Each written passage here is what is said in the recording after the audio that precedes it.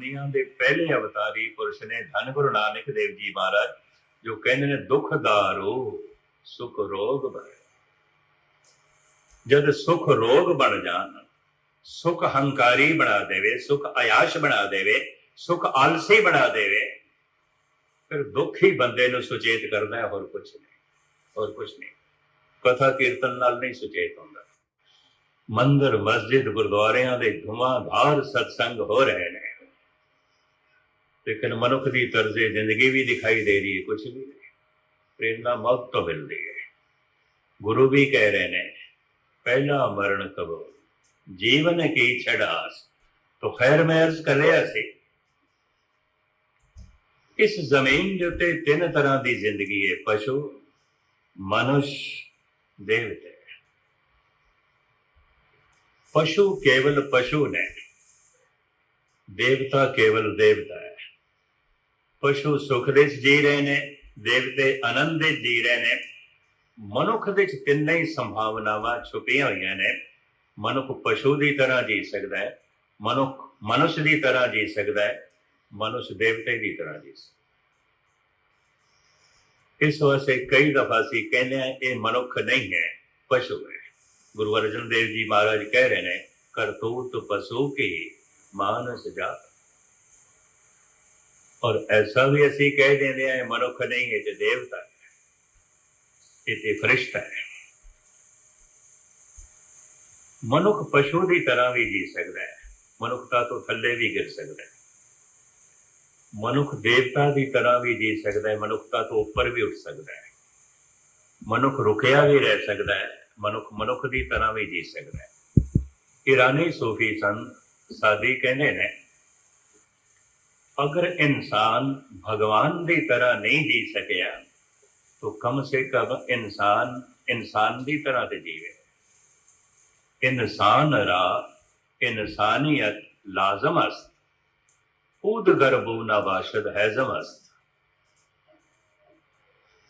कहते इंसान दे अंदर इंसानियत लाजमी चाहिए। अगर खुशबू ही नहीं है तो चंदन नो चंदन कहने की की लोड़ है, तो लक्कड़ है। अगर इंसानियत ही नहीं है तो इंसान नो इंसान कहने की लोड़ की है, हैवान है, हैवान। इस्लाम ने भी तीन तरह की जिंदगी मनी है, हैवान, इंसान, फरिश्ते। साडे देश भी तीन तरह की जिंदगी मनते हैं, पशु, मनुष्य, देवते।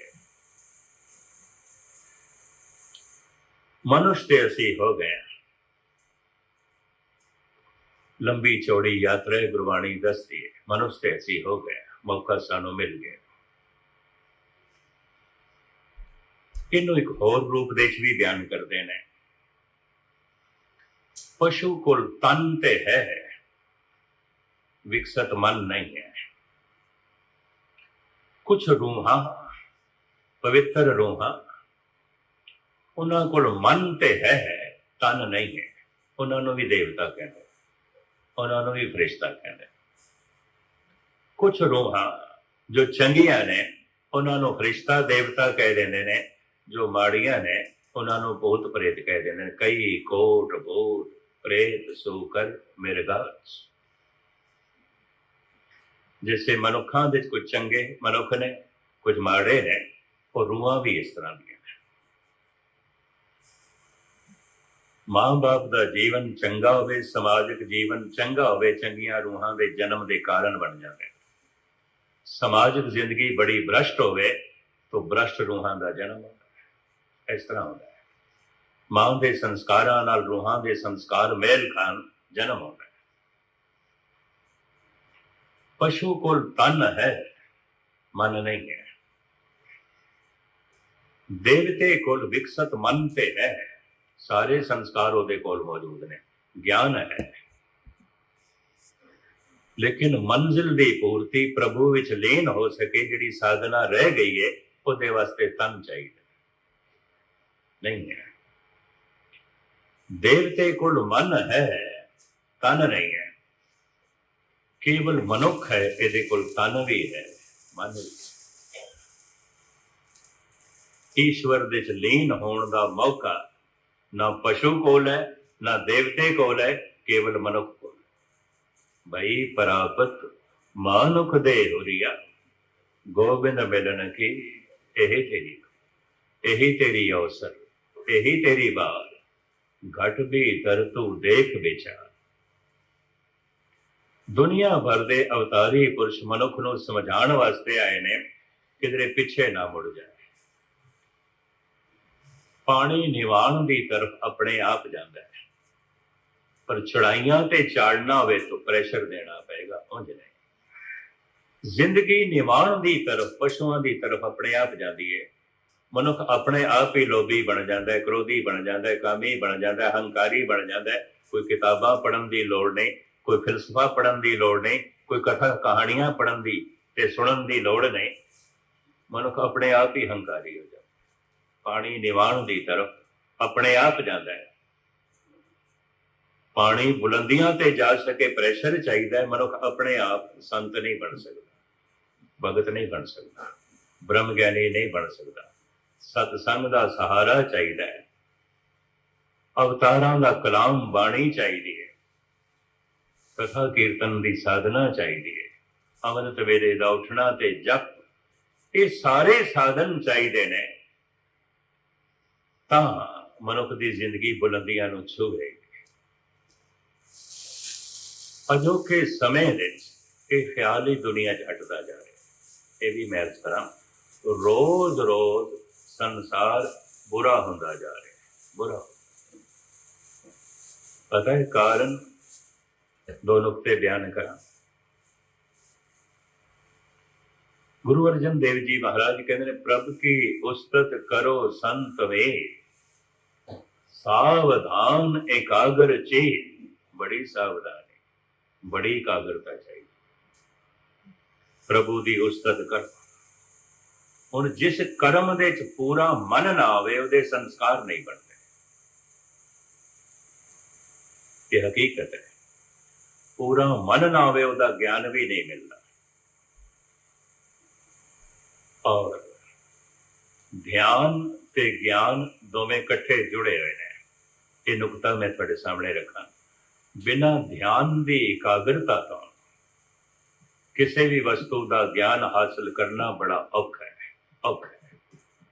ਇਹ ਦੋ ਨੁਕਤੇ ਬੜੇ ਧਿਆਨ ਨਾਲ ਸੁਣਨਾ, ਅਭਿਆਸੀ ਸੱਜਣਾ ਦੇ ਕੰਮ ਆਉਣਗੇ। ਨਵੀਂ ਨਵੀਂ ਸਾਈਕਲ ਚਲਾਣੀ ਸਿੱਖਣੀ ਹੈ, ਬੜਾ ਧਿਆਨ ਹੈ, ਬੜੀ ਇਕਾਗਰਤਾ। ਕਿਉਂ? अगर एकाग्रता भंग हो गई तो साइकिल भी गई, तो साइकिल चलाने वाला भी गया, लत्तां बावां टुटणगे। एकाग्रता है, सावधानी है। जैसे जैसे ध्यान की एकाग्रता ज्ञान बन जाती है, साइकिल चलाना आ जाता है, ध्यान बिखर जाता है। फिर तो हुण दूजे नाल गप्पां मारदे आ साइकिल चला रहे हैं। नवा नवा स्कूटर चलाना सीखना है, बड़ी ध्यान की एकाग्रता। उन्होंने पता है एकाग्रता मेरी भंग हो गई तो स्कूटर भी गया तो मैं भी गया, मेरी भी खैर कोई नहीं। बड़ी एकाग्रता है, बड़े ध्यान का टिकाव है।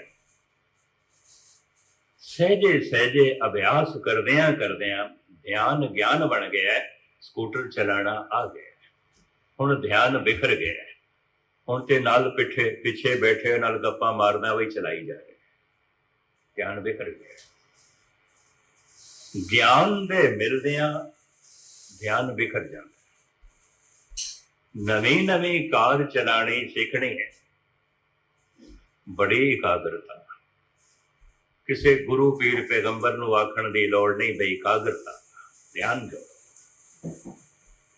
ਧਿਆਨ ਆਪੇ ਹੀ ਜੁੜਦਾ ਹੈ, ਕਿਉਂਕਿ ਖਤਰਾ ਹੈ, खतरा है, डर है। उन्होंने पता है जे ध्यान ना होया कि कार भी गई तो मैं भी गया। तो बड़ी ध्यान की एकाग्रता है। सहजे सहजे ध्यान ज्ञान बन गया, कार चलाना आ गया। हुण ते टेप सुनदा होया जा रहा है, नाल फ्रंट सीट ते दूजा बैठा है, ਉਹਦੇ ਨਾਲ ਗੱਪਾਂ मारदा होया कार चला रहा है, ध्यान बिखर गया। क्यों? ध्यान ज्ञान बन गया, कार चलाना आ गया है। ਅਗਰ ਇੱਕ ਦਫਾ ਪ੍ਰਭੂ ਨਾਮ ਦੇ ਚ ਧਿਆਨ ਜੁੜ ਜਾਏ, ਧਿਆਨ ਕਦੀ ਬਿਖਰਦਾ ਨਹੀਂ। ਕਿਉਂ? ਗਿਆਨ ਕਦੀ ਪੂਰਾ ਨਹੀਂ ਹੁੰਦਾ। ਪਰਮਾਤਮਾ ਅਸੀਮ ਹੈ ਔਰ ਇਸ ਸੀਮਤ ਜ਼ਿੰਦਗੀ ਦੇ ਵਿੱਚ ਉਸ ਅਸੀਮ ਨੂੰ ਪੂਰਨ ਤੌਰ ਤੇ ਜਾਣਨਾ ਔਖਾ ਹੈ।